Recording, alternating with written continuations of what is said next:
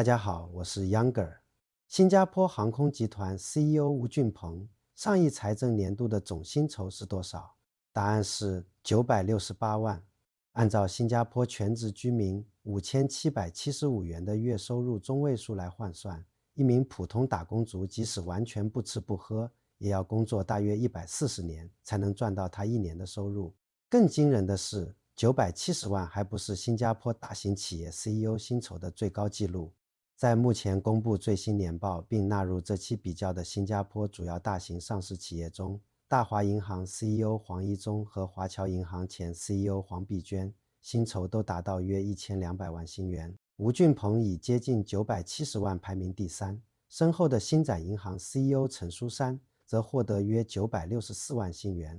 必须说明，这不是覆盖全新加坡所有公司的官方排行榜，因为不同公司财政年度 CEO 任期和计算方式并不完全相同，但单看这一组数字依然足够震撼。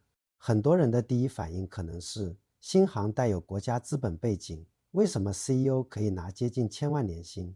这到底是市场化奖励，还是政府关联企业高管享有的特殊待遇？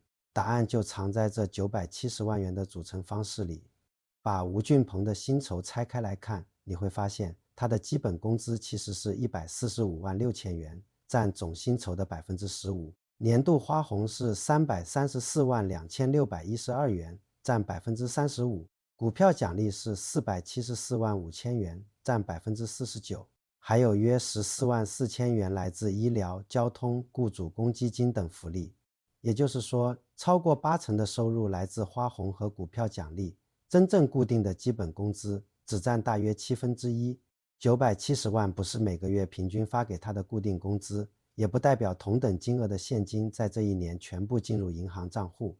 股票部分按照会计公允价值计算，其中一些奖励还要按照计划规定和条件逐步释放。这次薪酬比上一年的约700万增加接近40%，还有一个特殊原因。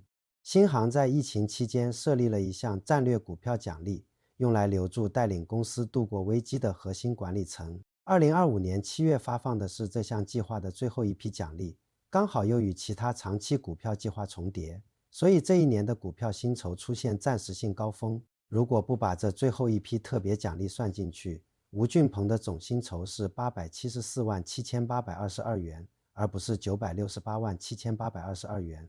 所以新闻里的薪酬暴涨，一部分来自当年的经营表现，一部分来自几年前设立，现在集中体现的长期奖励。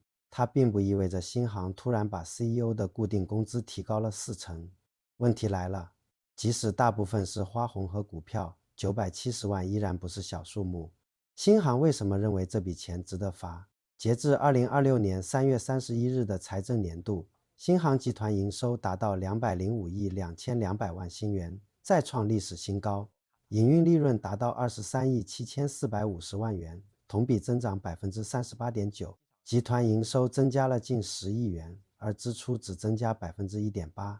这说明新航的航空主业在全球经济不确定、地缘政治风险持续、航空公司竞争激烈的情况下，依然保持了相当强的盈利能力。从这个角度看，管理层获得高额浮动奖励，并不是完全没有业绩基础，但这里马上出现一个看似矛盾的数字：新航营运利润大涨39%，归属于公司股东的净利润却从27亿7800万元下跌到11亿8400万元，跌幅达到57.4%。CEO 收入增加，净利润却下降，这不是与业绩挂钩吗？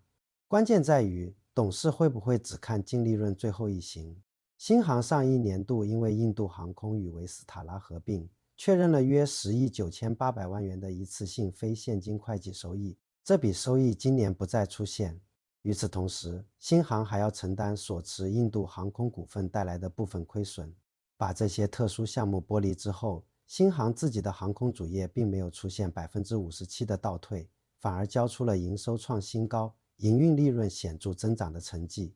这也揭示了市场化薪酬最容易被误解的地方。它不是公司某一个数字上涨， CEO 薪水就自动上涨，某一个数字下降，薪水就立刻按同比例扣除。董事会通常会综合评估盈利、股东回报、战略执行、风险管理、客户服务和长期竞争力。新航董事会还明确表示，在决定管理层薪酬时，会比较新加坡大型上市企业以及美国以外全球航空公司的市场水平。换句话说，他们不是按照公务员职级决定 CEO 应该拿多少钱，而是在国际市场上比较，管理这样一家全球航空公司的职业经理人到底值多少钱。很多人习惯把新航、新展、新电信这一类企业叫做国企，但放在新加坡的治理体系里，更准确的说法是政府关联企业或者淡马锡投资组合公司。他们虽然可能有政府资本背景，却不是政府部门，也不是由部长直接决定每天开哪些航线、推出什么产品，或者给 CEO 发多少花红。淡马锡公开说明，投资组合公司的日常经营和商业决定由各自的董事会与管理层负责。淡马锡不会直接指挥这些公司的日常业务，但会要求董事会对企业表现、管理层决定和最终结果负责。这套制度背后的思路很现实。新航竞争的不是本地政府部门，而是全球航空公司。新展、大华和华侨竞争的也不是公共机构，而是国际银行。这些企业要在全球争夺管理人才、资本、客户和市场。如果 CEO 薪酬完全脱离市场价格，只按照类似公务员的固定等级发放，优秀管理者未必愿意承担如此复杂的经营责任。所以，新加坡政府关联企业的高管薪酬核心不是身份越高，固定工资越高，而是固定工资只占一部分，把更大的收入放进花红、递延奖励和股票计划里。公司表现好，管理层可以赚得非常多；公司长期表现不好，原本看起来很高的奖励也可能缩水、延迟，甚至无法兑现。这种制度不是让 CEO 少赚钱，而是让 CEO 和股东坐进同一条船。经营不好， CEO 收入真的会下降吗？答案是会。2024年，大华银行 CEO 黄一中的总薪酬约1500万新元，到了2025年，他的薪酬下降20%，变成约1200万。同一时期，大华银行全年净利润下降23%，至约47亿新元。更值得注意的是，他的1200万薪酬中，基本工资只有约140万，另外约1060万属于花红，而且60%的浮动薪酬不会立即全部发放，而是递延3年，其中一部分还与银行股票挂钩。这代表董事会不只看今年赚了多少钱，还要观察几年后这些利润是不是建立在健康可持续的风险之上。华侨银行也出现类似情况。前 CEO 黄碧娟2025年的薪酬约1200万元，比上一年的1280万元下降6.3%。华侨银行同期净利润下降2%，从创纪录的76亿元回落到74亿元。他的基本工资只有120万元，其余主要来自现金花红和递延股票。企业仍然赚钱， CEO 仍然可以获得高薪，但经营成绩回落，薪酬也可能随之调整。这才是市场化制度的另一面。新航自己也经历过更极端的情况。疫情期间，全球航空旅行几乎停摆，新航管理层接受基本工资削减， CEO 吴俊鹏的减薪幅度达到30%。这说明政府关联企业 CEO 并不是只享受市场繁荣，却永远不用承担市场低迷。经营环境出现重大危机时，固定工资同样可能被调整。当然，这并不代表现有制度已经完美。薪酬下降多少，并不会机械的等于利润下降多少。董事会选择哪些绩效指标，目标定得够不够高，管理层失败后能不能追回奖励，依然值得股东和公众持续监督。市场化高薪要让人信服，不能只有经营好时多发，还必须包括经营不好时少发，决策出错时追责。所以，当我们看到新航 CEO 薪酬970万时，最简单的反应是把他的收入除以自己的月薪，然后感叹要工作多少辈子。但真正有价值的问题不是 CEO 赚的多不多，而是他凭什么赚这么多？这笔钱有多少是固定工资？有多少与公司当年的表现挂钩？有多少必须等未来几年才能兑现？公司赚钱的时候，股东有没有获得股息？员工薪资有没有改善？消费者有没有得到更好的服务？